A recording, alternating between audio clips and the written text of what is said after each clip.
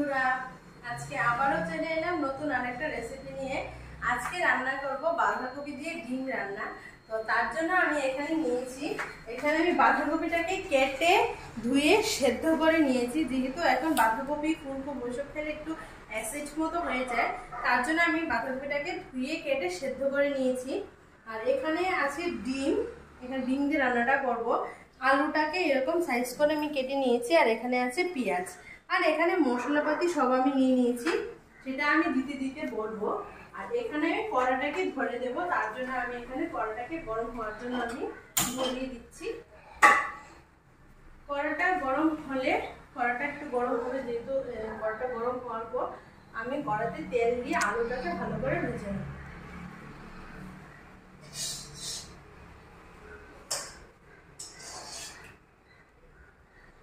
আমার এখানে কড়াটা গরম হয়ে গেছে, এবার আমি এখানে দিয়ে দিচ্ছি তেল। আমি একটু বেশি করে তেলটা দিয়ে দিচ্ছি, যেহেতু এখানে আলু, পেঁয়াজ, ডিম সবকটা ভাজবো, তার জন্য আমি এখানে দিয়ে দিচ্ছি তেল। তারপরে দিয়ে দিচ্ছি এখানে লবণ। এখানে আমি হাফ চামচের মতো লবণ দিয়ে দিয়েছি। আর এখানে দিয়ে দিচ্ছি হাফ চামচের মতো হলদি গুঁড়ো। এবার আমি এখানে ডিমগুলো একে একে ছেড়ে দেব। এখানে আমি 6টা ডিম নিয়েছি, তো আমি এখানে সবকটা ডিম আমি দিয়ে দিচ্ছি একে একে। এই ডিমগুলোকে এখন আমি একটু ভালো করে ভেজে নেব। অনেকে মাখিয়েও দেয়, তবে আমি তেলের মধ্যে দিয়ে দিয়েছি, যেহেতু আমি আলুটাকেও ভাজবো। তো এবার ডিমটাকে আমি একটু লালচে করে ভেজে নেব। ডিমটা ভাজা হওয়ার পর আমি আলুটাকে ভাজবো। তো অনেকে চাইলে আবার ডিমটার মাঝখানে একটু কেটেও দিতে পারেন, না হলে নাকি ডিম ফেটে যায়। তো আমি তেলের মধ্যে হলুদ লবণ দিয়ে দিয়েছি, এতে ডিম ফাটবে না, এটা ভালো করে ভাজা হয়ে যাবে। তো ডিমটাকে আবার একটু উল্টে পাল্টে দিই, যাতে ডিমটা ভালো করে ভাজা হয়ে যায়। কার কার ডিম পছন্দ সেটা অবশ্যই কমেন্টসে বলবেন। আমার কিন্তু ডিম খুব পছন্দের একটা খাবার, ডিম আমার খুব ভালো লাগে। তার জন্য আমি এখানে ডিম আজকে ডিমের একটা রেসিপি দেখাই। এর আগে আরেকটা রেসিপি দেখিয়েছিলাম, সেটা হয়েছে ফুলকপি ডিম দিয়ে। কারা কারা দেখেছেন সেটা অবশ্যই বলবেন। আর কার কার পছন্দ বাঁধাকপি সেটাও বলবেন। আমার বাঁধাকপি থেকে ফুলকপিটা একটু বেশি পছন্দ, তবে আজকে যে রান্নাটা করব সেটা দিয়ে যারা বাঁধাকপি না খেতে চায় ওরাও খেতে চাইবে। খুব ভালো লাগে এভাবে রান্না করে খেতে। আমার বাড়িতে মা ওইভাবে রান্না করে নেয়, খুব ভালোভাবে টেস্ট হয়ে খেতে। তো ডিমটাকে একটু উল্টে পাল্টে আমি ভালো করে একটু ভেজে নেব। এভাবে এরকম ভাবে নাড়িয়ে নাড়িয়ে দিলে ডিমটা ভালো করে ভাজা হয়ে যাবে। আর যখন ডিম ভাজবেন তখন অবশ্যই একটু লবণটাকে একটু বেশি করে দিয়ে দেবেন, তাহলে কি হবে, ডিমটা দিয়ে ফেটে যাওয়ার চান্স থাকে, মাঝখানে না কেটে দিলে ডিম ফেটে যায়, ওইটা আর হবে না, ভালো করে ডিম ভাজাটা হয়ে যাবে। দেখুন আমি কিন্তু এখানে হলুদ লবণ দিয়ে দিয়েছি বলে এখানে কিন্তু আমার ফাটছে না একদমই, ডিমটা ভালো করে ভাজা হয়ে যাচ্ছে। তো আমার ডিমটা প্রায় মোটামুটি ভাজা হয়ে গেছে। আরেকটা পিঠ উল্টে একটু ভেজে নেব। ভাজা হয়ে গেলে তারপর আমি এতে আলুটা দিয়ে দেব।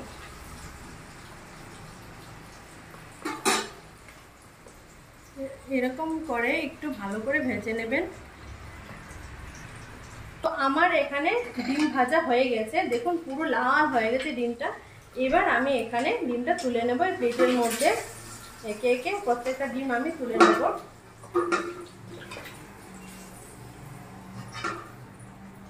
এবার আমি এখানে দিয়ে দেব আলুগুলো।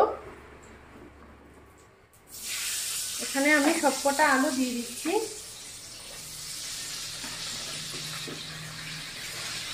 আপনারা চাইলে আলুটার অন্যরকম সাইজও করতে পারেন, তবে আমি এইভাবে আজকে একটু অন্যরকম ডিজাইন করে আজকে আলুটাকে কেটেছি। তো আমার আলুটা দেওয়া হয়ে গেছে। এবার আলুটা ভাজা হতে হতে এখানে আমি আর হলুদ লবণ আর কোনো কিছুই দেবো না, যেহেতু আমি ডিম ভাজার সময় আমি হলুদ লবণ দিয়ে দিয়েছিলাম, তার জন্য এখানে হলুদ লবণ আমি কোনো কিছুই দেবো না।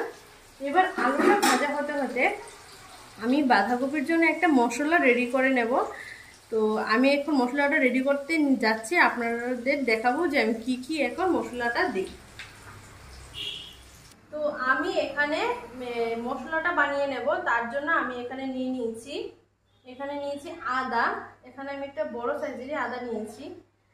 আর এখানে নিয়েছি একটা স্টার, এখানে নিয়েছি কাঠদানা মানে দারচিনি, আর এখানে নিয়েছি তেজপাতা দুটো, এটা একটু হালকা একটু পেস্ট করে নেব। আর এখানে কাঠদানাগুলো দারচিনিগুলো দিয়ে দিলাম। আর আছে এখানে লং নিয়েছি, অনেকটাই নিয়েছি, মানে দিয়ে দিয়েছি আর কি। আর এখানে এলাচগুলো আছে, এলাচ দিয়েছি 5টে, কিছু দিয়ে দিয়েছি আর কিছু আছে। এবার আমি এখানে একটু সামান্য পরিমাণে জল দিয়ে দেব। এবার আমি এটাকে ভালো করে পেস্ট করে নেব। এটা হয়েছে মশলাটা বানাবো। এবার আমি মশলাটা বানিয়ে নিচ্ছি।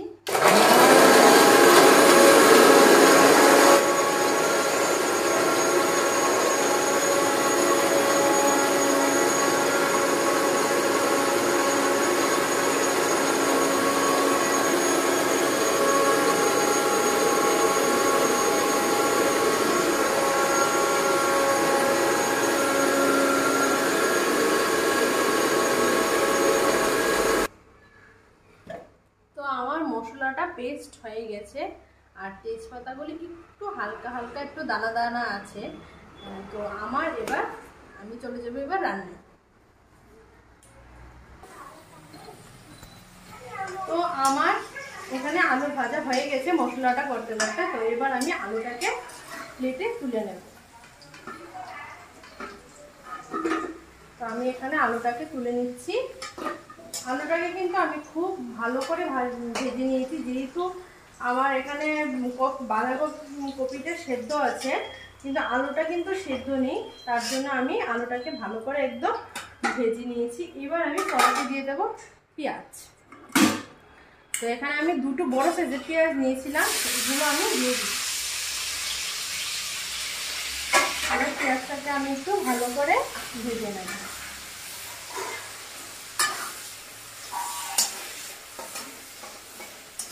পেঁয়াজটাকে একটু ভালো করে ভেজে নিতে হবে, না হলে বাঁধাকপির সাথে তো একটু কাঁচা কাঁচা রয়ে যাবে। তো আমার পেঁয়াজটা আরেকটু ভাজা হবে, মোটামুটি ভাজা হয়ে গেছে। তো এবার ভাজা হয়ে গেলে আমি এখানে দিয়ে দেব আমার বানানো মশলাটা। দেখুন এখানে পেঁয়াজটা কিন্তু মোটামুটি প্রায় ভাজা হয়ে গেছে, একদম বেরেস্তার মতো করে ভাজতে হবে। আর এখানে আমি বাঁধাকপিটাকে জল ছাড়িয়ে পুরো জলটাকে ছেঁকে আমি তুলে নিয়েছি। তো আমার এখানে পেঁয়াজটা ভাজা কমপ্লিট। এবার আমি এখানে একটু সামান্য পরিমাণে জল দিয়ে আমি মশলাগুলো দিয়ে দেব।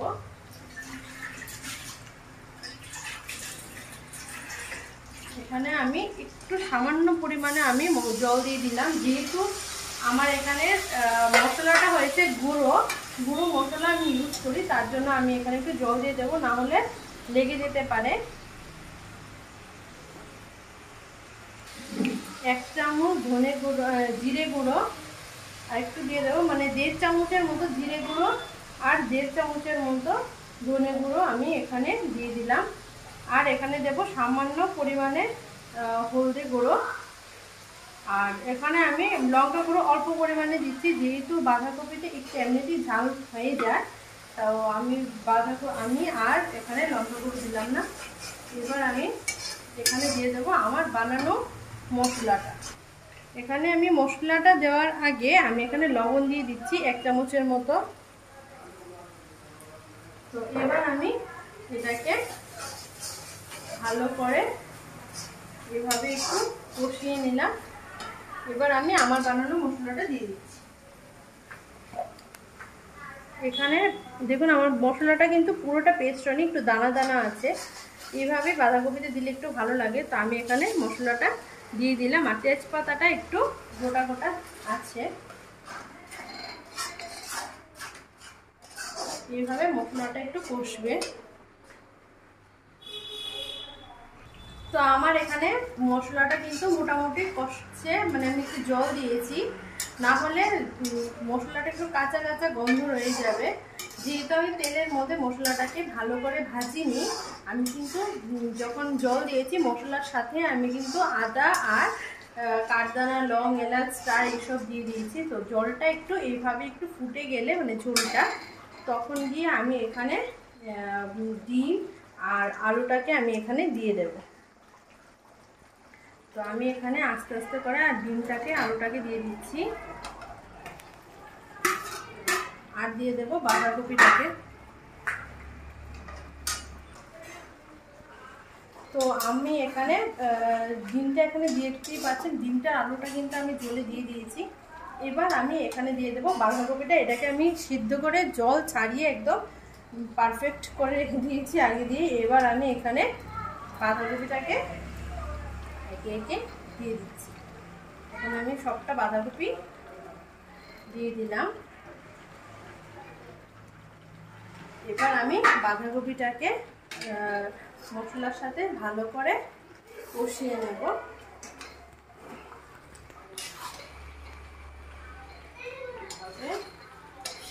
উল্টে পাল্টে মশলার সাথে ভালো করে বাঁধাকপিটাকে একটু কষিয়ে নিতে হবে। একদম ঝোল কিন্তু একদমই থাকবে না, পুরোটাই শুকনো হয়ে যাবে।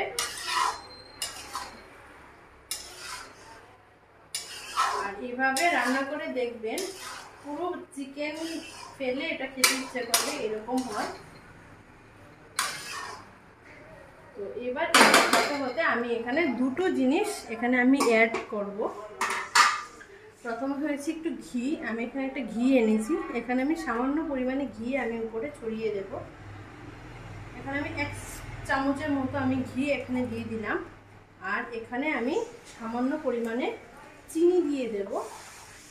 চিনিটা অপশনাল, দিতেও পারে আবার নাও দিতে পারে, তবে আমি একটু চিনি এখানে দিয়ে দেব। এখানে আমি 1/2 চামচের মতো চিনি দেব, এটা টেস্টের জন্য। এটা চাইলে দেওয়া যায়, না দিলেও হবে। তো এবার আমি এটাকে ভালো করে মিশিয়ে নিচ্ছি।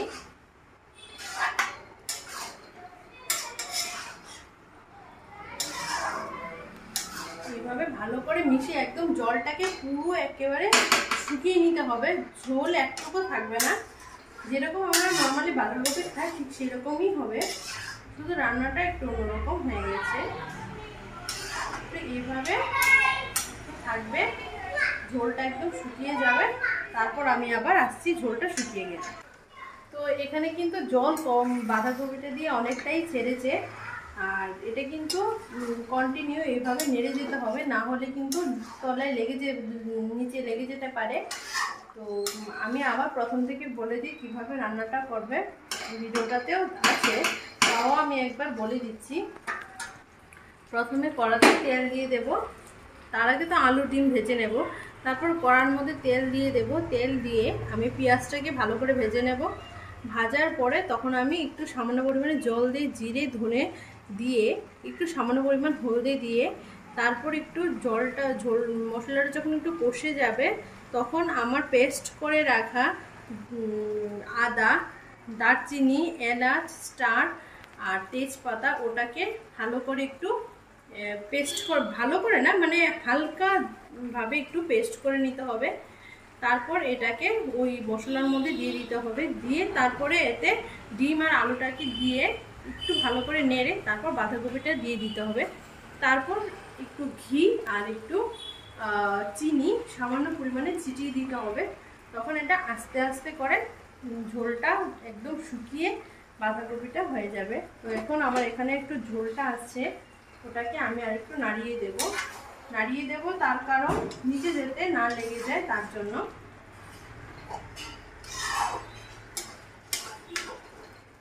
এভাবে একটু নাড়িয়ে দিলে কি হয়, নিচে লেগে যাবে না, আর জলটা আর একটু শুকাবে।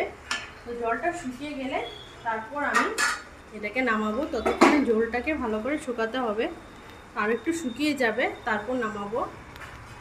এখন দেখতে পাচ্ছি সাইডে অনেকটাই জল জমে গেছে, যেহেতু মশলার সময় আমি একটু জল দিয়েছি, একটু ঝোল একটু ছাড়ছে জলটা। তো আরেকটু জলটা শুকিয়ে যাবে, তারপর আমি এটাকে নামাবো।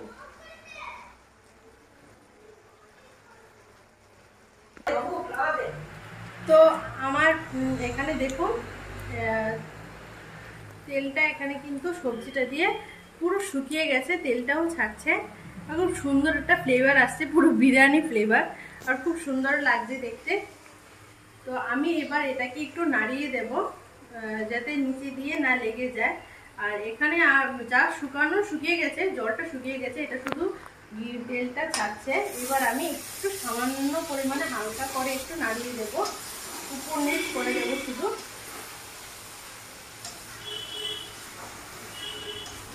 এখন আমার বাঁধাকপি রান্না পুরো কমপ্লিট, আমার বাঁধাকপি রান্না পুরো হয়ে গেছে। এবার আমি গ্যাসটাকে বন্ধ করে দেব। তার আগে আরেকটু নাড়িয়ে নেব, মানে যাতে ভালো করে একটু কষানোটা হয়ে যায়। তো কষানো আমার অলরেডি হয়ে গেছে, আর মশলাটা দিয়েও খুব সুন্দর একটা ফ্লেভার এসছে, আর খুব সুন্দর গন্ধ ছাড়ছে, যেন মনে হচ্ছে বিরিয়ানির পারফিউম মানে সেন্ট হচ্ছে এখানে। তো কার কার বাঁধাকপি পছন্দ সেটা অবশ্যই কমেন্টসে বলবেন, আর কারা কারা বাঁধাকপি দিয়ে ডিম রান্না করে খেয়েছেন সেটা অবশ্যই আমাকে কমেন্টসে বলবেন। তো আজকের ভিডিওটা এ পর্যন্তই, আবার দেখা হচ্ছে নতুন আরেকটা ভিডিও নিয়ে। তো আজকের জন্য টাটা।